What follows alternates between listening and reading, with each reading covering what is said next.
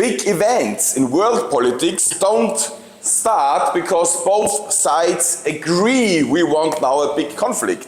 They can happen against the initial wishes of both sides. Los grandes conflictos políticos no surgen porque los líderes de las potencias se ponen de acuerdo y dicen, bueno, vamos a ir a la guerra, sino que suceden objetivamente más allá de los deseos de los gobernantes, sería. Last December, a Russian missile landed in the mid of Poland. En diciembre pasado, un misil ruso cayó en Polonia. They kept it silent because neither the West nor Russia wanted to provoke a guerra mundial. Ellos se estuvieron en silencio porque, bueno, en este caso no era la intención de Rusia provocar una guerra mundial. But imagine the missile would not have landed in a forest, but would have landed in a big city.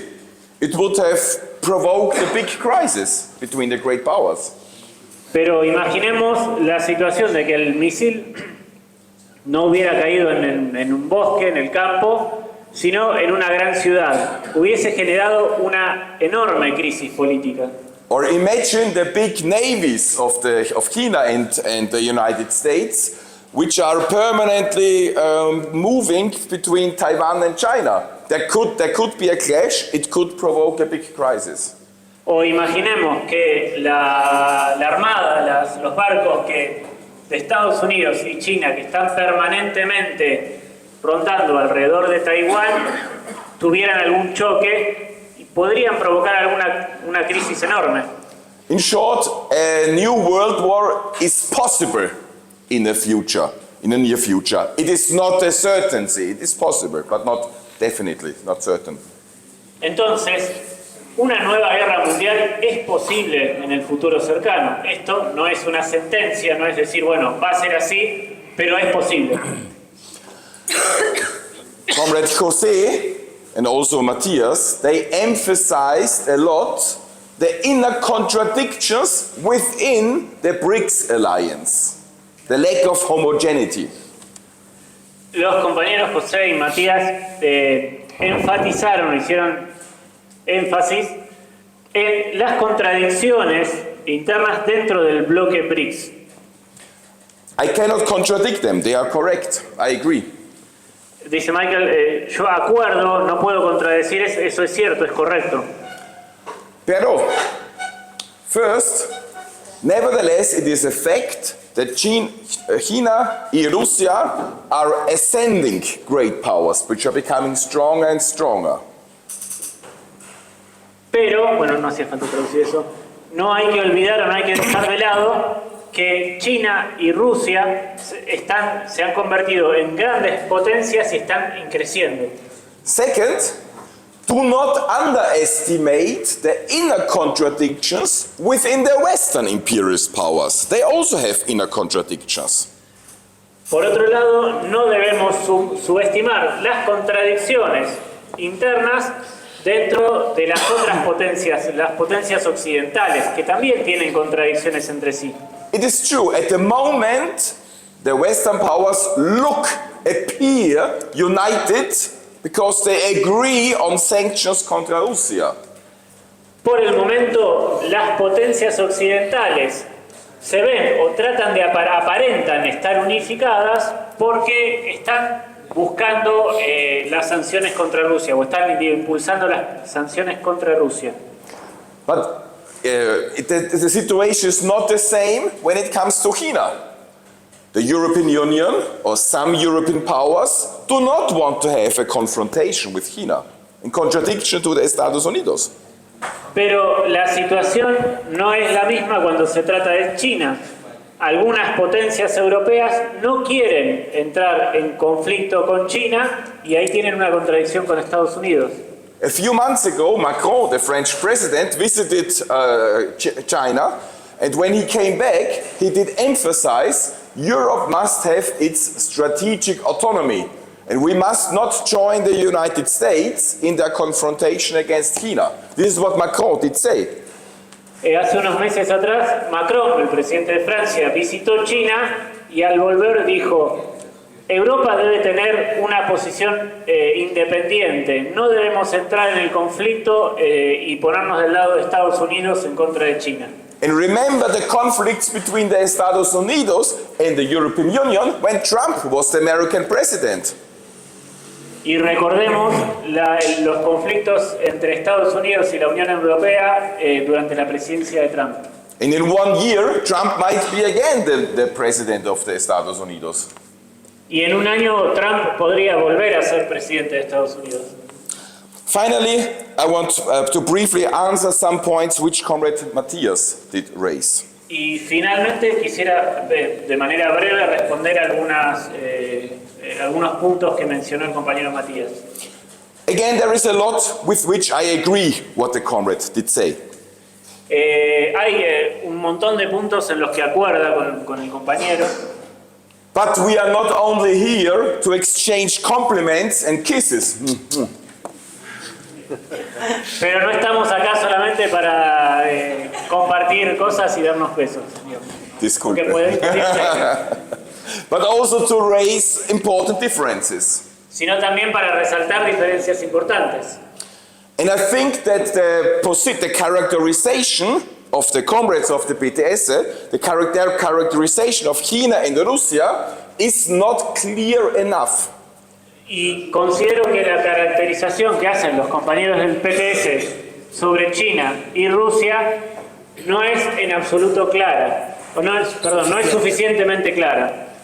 They say Russia and China, capitalist power, not imperialist, but they have some imperialist features. It is a so-so characterization. Sí, ya que sostienen que tanto las potencias como Rusia y China no son imperialistas, son grandes poderes, pero tienen ciertas características imperialistas, o sea, no es una definición clara. One of the most important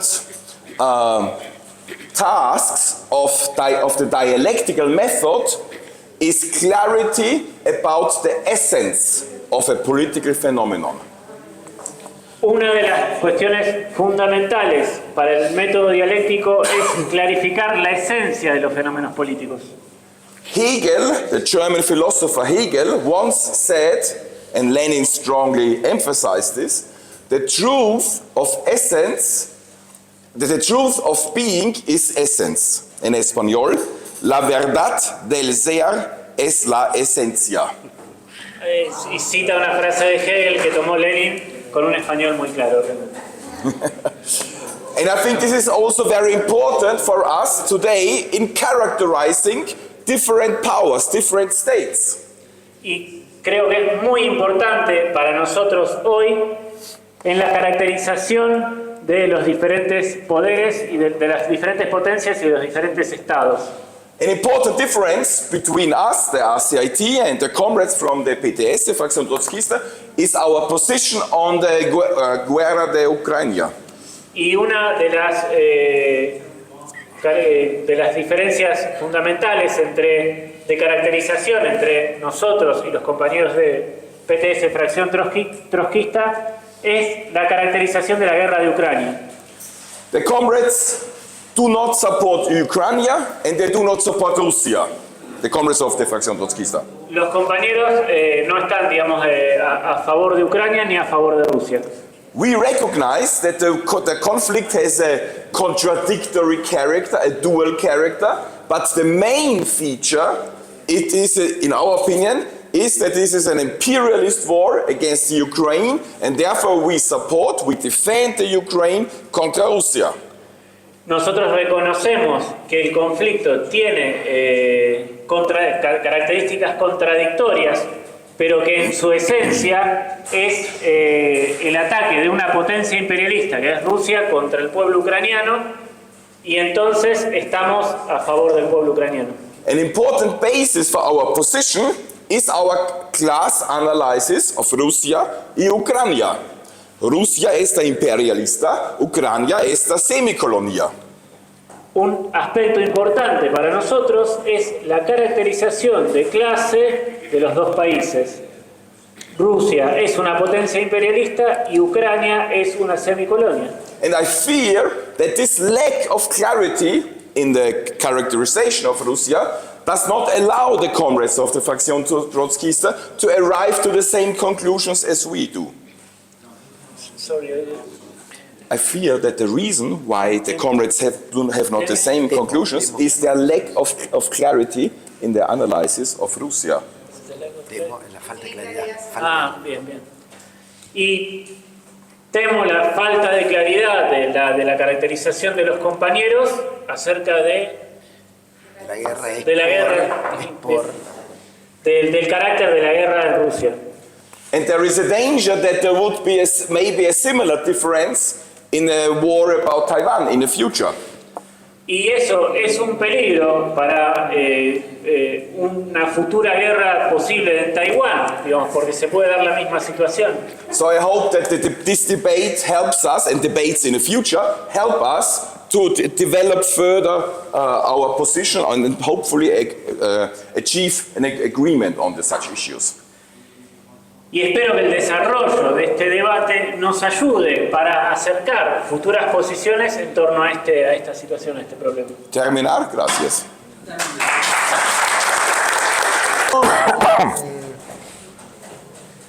En relación a la caracterización del imperialismo de Lenin, dos cosas. Primero, dos respuestas positivas a la pregunta. La primera ya se señaló recién en cuanto a la vigencia de las características, de las clásicas 5 características que plantea Lenin para definir una potencia como imperialista o no. Pero segundo, también ratificar la vigencia del planteo del imperialismo como una época en la historia del capitalismo, como la época de guerra, revoluciones, fase final, etcétera, etcétera. Y esto me parece que es importante por lo que voy a decir ahora a continuación, porque probablemente en este ámbito estemos todos de acuerdo en seguir diciendo estamos en la época imperialista. Sin embargo, hay sectores de la izquierda que dicen que no, y fundamentalmente señalan de que eso se acaba después de 1989-1991, digamos, caída del muro de Berlín, restauración capitalista, etc. Entonces es muy importante, me parece que todos estos debates que estamos dando, lo que llevan por detrás, y por ahí uno de los compañeros que habló primero lo dijo así muy rápido y hay que agarrarlo, es qué caracterización tenemos dentro de la época imperialista de una nueva etapa dentro de esa época imperialista, que es la que se abre después de 1989-1991. Porque todos estos fenómenos están del lado de acá. Todo esto que estamos discutiendo está del lado de acá, está en estos 30 años. Primero, el capitalismo imperialista ya venía en crisis de un poco antes del 89. Se producen los sucesos, voy a poner la palabra sucesos para no meterme en discusiones que no tenemos tiempo, del 89-91, y la conclusión, y me parece que es un balance muy importante para el trotskismo, es que entendamos el carácter contradictorio de esos sucesos, porque una parte importante del trotskismo se rompió polarizando alrededor de dos posiciones, incluyendo el propio morenismo, del cual muchos de nosotros provenimos. ¿Triunfó la revolución política? Primera respuesta, sí. Y es un hecho positivo porque implicó la caída del aparato estalinista. Primera parte de la respuesta. Pero se restauró el capitalismo en los ex-estados obreros. Y eso es una derrota. Segunda parte de la respuesta. Entonces son las dos cosas a la vez. Y en esa dialéctica y en comprender esos dos puntos, me parece que se abre todo lo que viene. ¿Por qué? Porque para superar la crisis que venía de antes de la caída del muro, el capitalismo imperialista se había planteado toda una política de guerra del capital contra el trabajo. Esto que algunos llaman, nosotros no lo llamamos así porque no nos gusta la palabra, las políticas neoliberales. Thatcher, Reagan, son de antes. Y bien, esas políticas se pudieron implementar a fondo donde, en el lugar donde sí fue derrotada a sangre y fuego la revolución política, China, Tiananmen. La derrota de Tiananmen abrió la superexplotación de la clase obrera china y la posibilidad, y ahí está el origen del cual termina la China imperialista esta que estamos hablando. Ahora, esto no fue igual en el resto del planeta, ni en el resto de los estados obreros, ni en los países capitalistas. O sea, la clase obrera, y esto sí que sabemos que es un debate, nosotros creemos que la clase obrera no fue, ni los pueblos fueron derrotados en la década del 90. No fueron derrotados. Siguió habiendo luchas en montones de lugares. Y así, 2 años después, apareció el zapatismo. Y así terminó la década y ya estaban, ya en escala argentina estábamos en el argentinazo, diríamos, ¿no? Pero había pasado revoluciones en Ecuador, había pasado la huelga francesa en el 95, había pasado montones de cosas. Montones de cosas.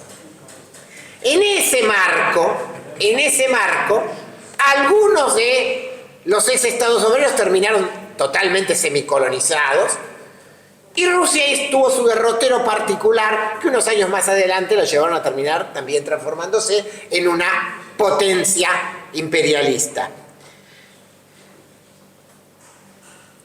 Esas victorias de la clase obrera, revoluciones que hubo, caídas de gobierno, digamos, hablemos del argentinazo, pero podemos hablar de una lista enorme de cosas que pasaron en los 20 años posteriores, están en el corazón de sí algo que señalamos, una crisis enorme del imperialismo norteamericano, política, económica y militar. ¡Ojo! Decimos crisis militar, que pega un salto cualitativo cuando fracasan en querer reordenar el mundo después de las Torres Gemelas, pero que ya había tenido un comienzo en Vietnam en el 75, porque ahí había empezado. Ahora, entender esa crisis, entender que se tuvieron que ir de Irak, que se tuvieron que ir de Afganistán, que no pudieron estabilizar Medio Oriente, no puede hacernos confundir sobre otra cosa que en cierta forma me parece que es una de las diferencias que tenemos con los compañeros de Convergencia, por lo menos, o con Mike también, que es si Estados Unidos perdió o no la hegemonía, para no discutir de palabras en el aire. O sea, el dólar sigue siendo la primera moneda mundial, el peso de las transnacionales norteamericanas sigue siendo el más grande en el planeta, el poder militar de los Estados Unidos es superior al de todas las demás potencias juntas todavía.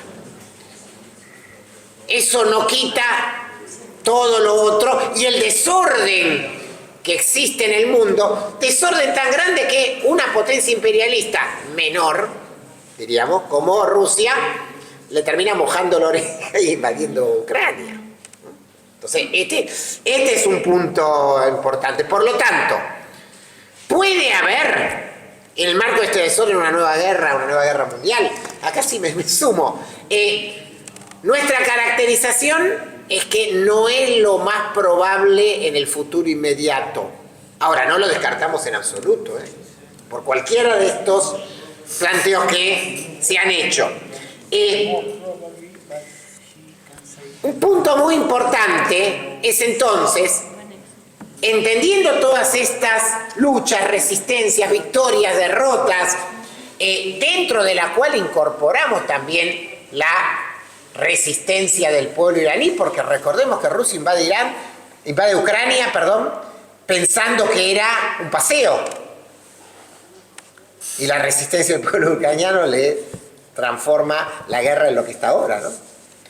Dentro de todo esto, incorporamos, queremos plantear un poco la respuesta a la pregunta de los compañeros de Corea.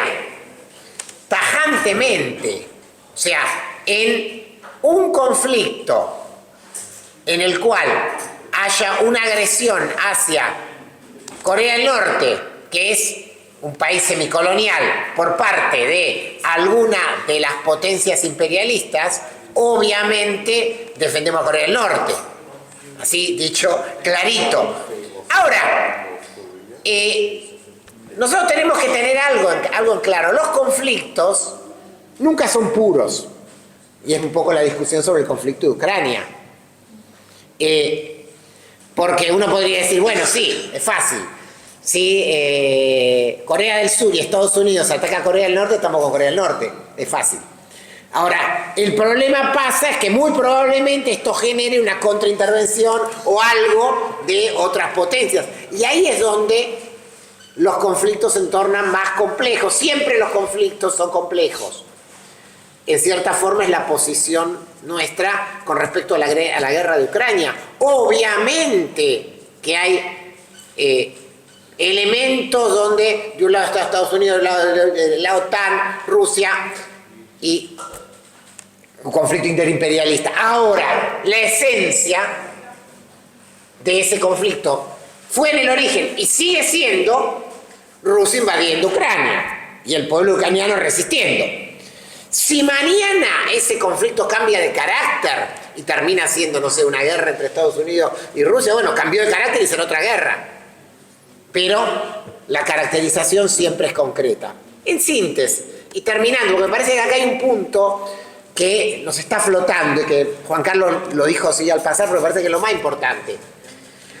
En estos 30 años, donde ya no hay un aparato único contrarrevolucionario al estilo del estalinismo, que es la losa que tapa todo, donde por otro lado han surgido nuevos imperialismos, donde sigue habiendo pero constantemente luchas de todo tipo,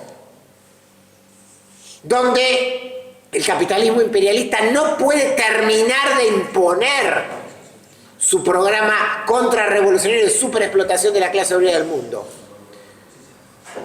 ¿A dónde vamos?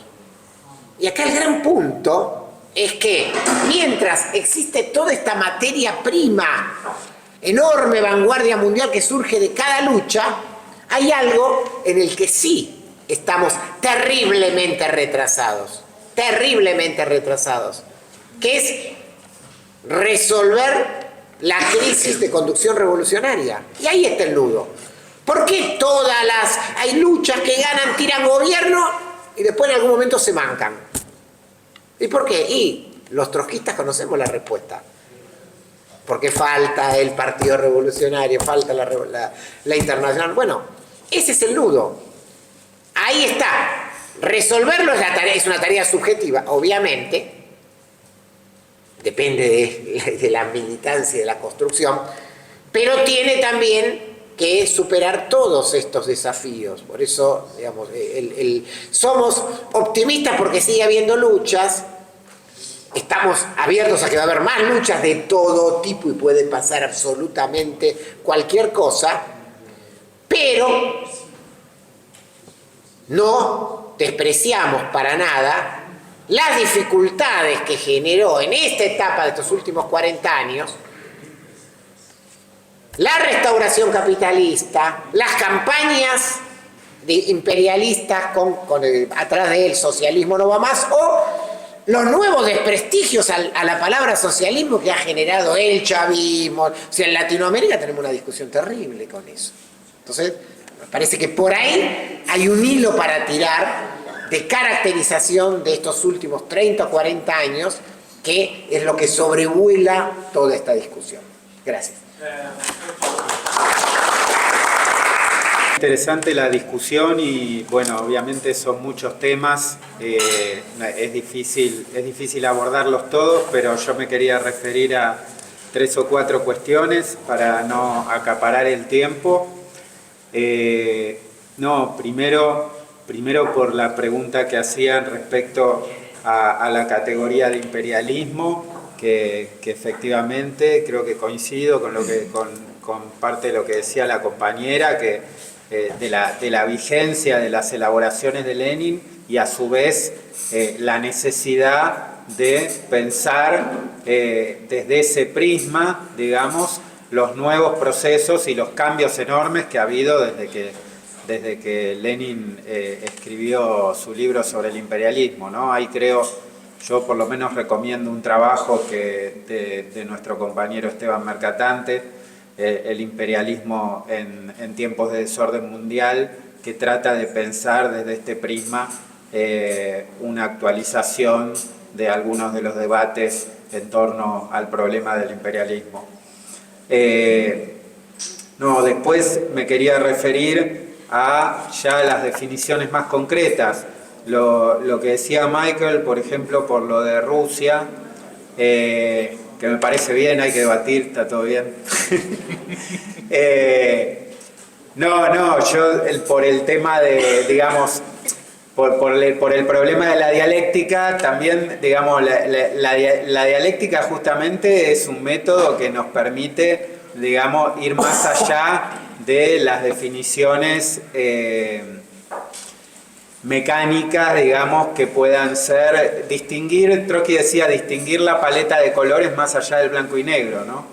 Y yo creo que desde ese punto de vista nos puede ayudar para pensar un proceso como el ruso, digamos, una evolución de Rusia que implica muchas cuestiones porque son fenómenos nuevos, tanto Rusia como China, porque tiene que ver con estados, digamos, donde la burguesía fue expropiada, se establecieron estados obreros, etcétera, hubo una restauración, ¿no? Y luego de esa restauración se plantea un determinado tipo de inserción de esos países en el sistema internacional de Estado. Es decir, es un proceso nuevo, los nuevos está, incluso China, de algún modo tendríamos que decir que la unidad nacional de China se conquistó a partir de la revolución de 1949.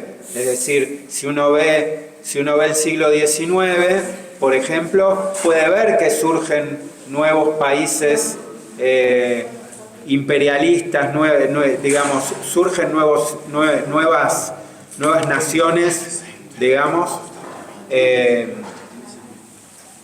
la mano de revoluciones pasivas, ¿no?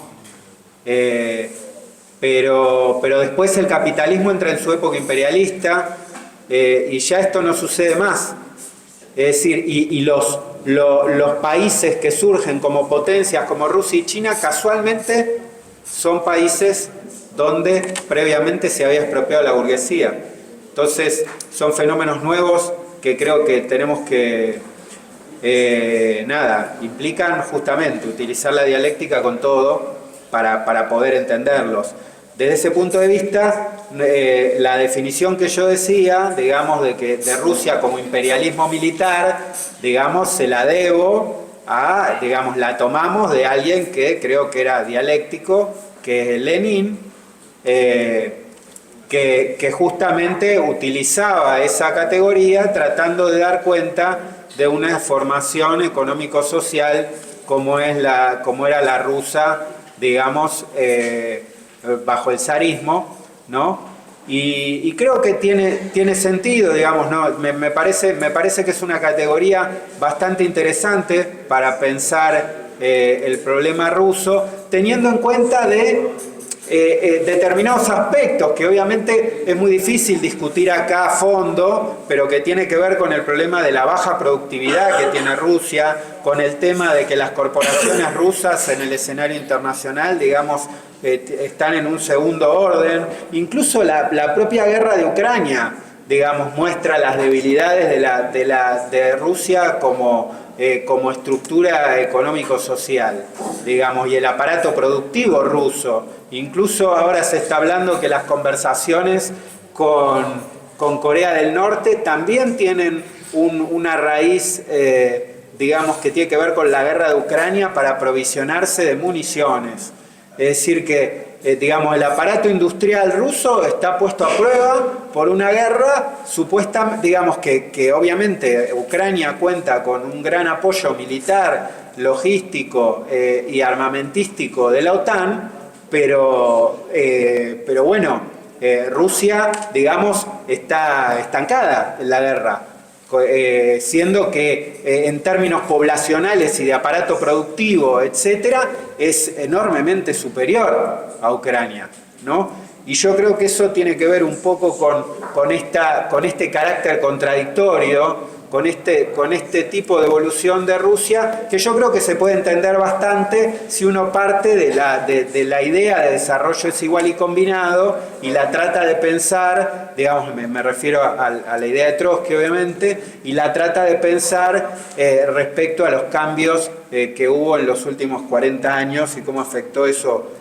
a Rusia, ¿no? Esta combinación entre gran potencia militar y muy avanzado en determinadas industrias, específicamente la militar, ¿no? Y como, por otro lado, digamos, es un país altamente dependiente de las materias primas, etcétera, que es una estructura típica de los países dependientes.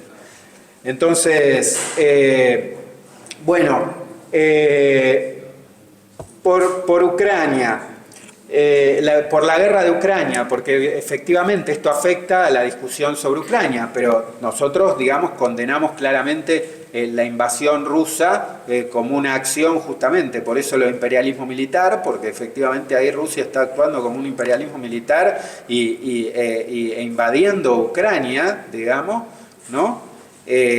Pero ese punto de vista, esa invasión, ese ataque a Ucrania, no nos tiene que hacer perder de vista tampoco la complejidad del conflicto. Es decir, nosotros en Ucrania tenemos un proceso que, digamos, por lo menos desde 2014, tenemos una especie de guerra civil de baja intensidad, donde una vez que se da el proceso de Maidán y todo, y digamos hay un desarrollo muy importante de milicias de derecha, de ultraderecha, que cumplen un papel importante en el enfrentamiento en el Donbass. Además hay un avance en la persecución, un 30% de la población es rusoparlante en Ucrania, y ese sector, digamos, la opresión sobre ese sector obviamente fue una herramienta que usó Putin para hacer la barbarie de la invasión, es decir,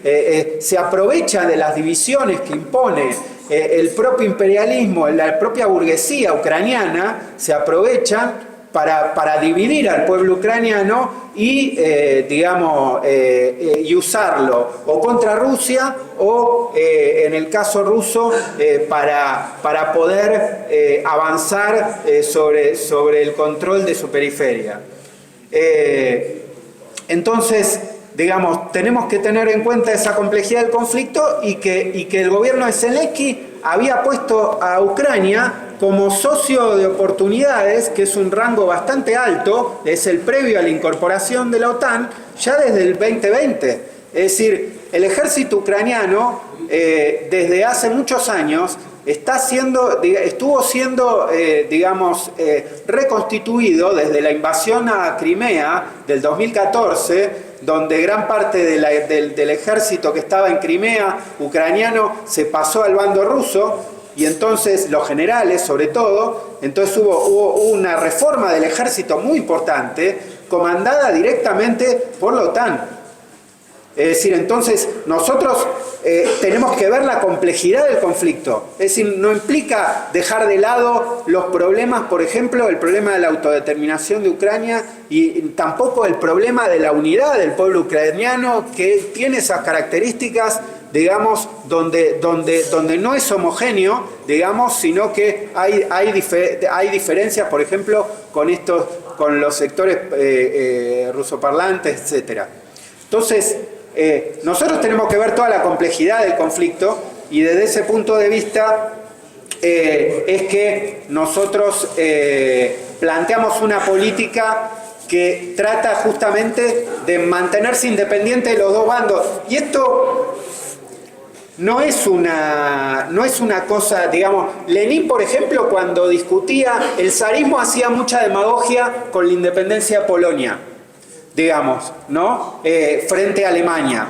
Y, por ejemplo, digo, esto me interesaba, por ejemplo, ¿qué decía Lenin? Decía, se preguntaba, dice, ¿cómo podemos hacer nosotros para ayudar a Polonia a liberarse de Alemania? Dice, ¿acaso no es nuestro deber hacer eso? Dice, por supuesto que sí. Dice, pero no apoyando la guerra imperialista librada por Rusia, es decir, no apoyando un bando que se apoya en el zarismo ruso, ni siquiera en una república burguesa, sino en el proletariado revolucionario de Alemania. Es decir, todo lo que deseen reconocer la libertad de los pueblos, el derecho de las naciones a la autodeterminación, pero reconocerlo sin hipocresía, tienen que oponerse, digamos, a armar un bloque con un sector imperialista. Y en ese sentido llamaba Lenin a el desarrollo del internacionalismo y del desarrollo de la lucha revolucionaria al interior de cada país, obviamente empezando por Alemania, ¿no? En ese caso, y la importancia de eso. Y yo creo que esto es muy importante, y ya para terminar, porque ya va pasando el tiempo, me parece que es muy importante el problema de la pregunta, ¿vamos a la Tercera Guerra Mundial? ¿Sí o no? Digamos, bueno, ya acá los compañeros contestaron, etcétera, pero me parece que la pregunta, desde ya que está la posibilidad, digamos, concreta, incluso más allá de los tiempos, porque no me quiero meter en el detalle, pero está esa posibilidad. El problema es del otro lado, ¿no? Porque el problema es si verdaderamente nosotros podemos poner nuestro granito de arena, desarrollar contribuir a desarrollar la movilización revolucionaria para impedir esa guerra. Es decir, está planteado la perspectiva de una tercera guerra mundial, y en la etapa que se abre y con todas las contradicciones que tiene el capitalismo, etcétera, efectivamente. Pero está planteado también la posibilidad de luchar para que triunfe algún proceso revolucionario. Ni siquiera estoy hablando de una mecánica ya, digamos, de recomposición absoluta del movimiento revolucionario, etcétera, sino justamente crear las condiciones para que existan nuevos procesos revolucionarios y que no pase como pasó en muchas de las revueltas que vimos en el último tiempo, que van siendo reabsorbidas por el régimen, etcétera. Entonces, la pregunta nuestra tiene que ser complementado con si esa guerra se puede frenar. Y en ese sentido, para mí, la tarea nuestra, desde ya la cuestión general es el problema de la construcción de partidos, etcétera, ¿no? Revolucionarios y desde nuestro punto de vista la reconstrucción de la Cuarta Internacional. Ahora bien, para eso yo creo que una tarea fundamental es si nosotros como revolucionarios somos capaces de articular y confluir con los procesos más avanzados y la vanguardia que da la lucha de clases a nivel internacional. Y yo creo que eso empieza a darse. Por ejemplo, para mí el proceso de Francia es muy significativo por estar en el centro de Europa y porque en Francia se vienen viviendo procesos como los chalecos amarillos, como la huelga contra las pensiones y toda una serie de procesos que van decantando sectores de vanguardia y sectores de vanguardia obrera, etcétera, y que de alguna manera en Francia, nada más ni nada menos que en Francia, hay elementos que nos permiten decir que se abren posibilidades para la construcción de un partido revolucionario, ¿no? Y yo creo que eso es muy importante. Y en ese sentido yo tomo, por ejemplo, los compañeros nuestros de Revolución Permanente que rompieron hace poco con el NPA, que peleaban ahí adentro por la construcción de un partido revolucionario, etcétera. El NPA se fue a la derecha, rompieron con 300 compañeros hace poco, no me acuerdo, creo que hace menos de un año. Y este año acaban de hacer la escuela de verano y fueron, digamos, y 750 compañeros participaron de esa escuela de verano, es decir, en muy poco tiempo. Por ejemplo, de la AFT, donde está, que incluye el PTS, es uno de los grupos, sí, con esto ya termino, es uno de los grupos que más dinámica viene teniendo en términos de construcción. Y yo creo que eso no es casualidad. No es casualidad que vengan estudiantes de los procesos de las tomas de facultades, etcétera, que vengan trabajadores que participaron de la vanguardia de las tomas de las fábricas, de los piquetes de huelga, cuando fueron la lucha contra las pensiones o sectores del movimiento obrero inmigrante, etcétera.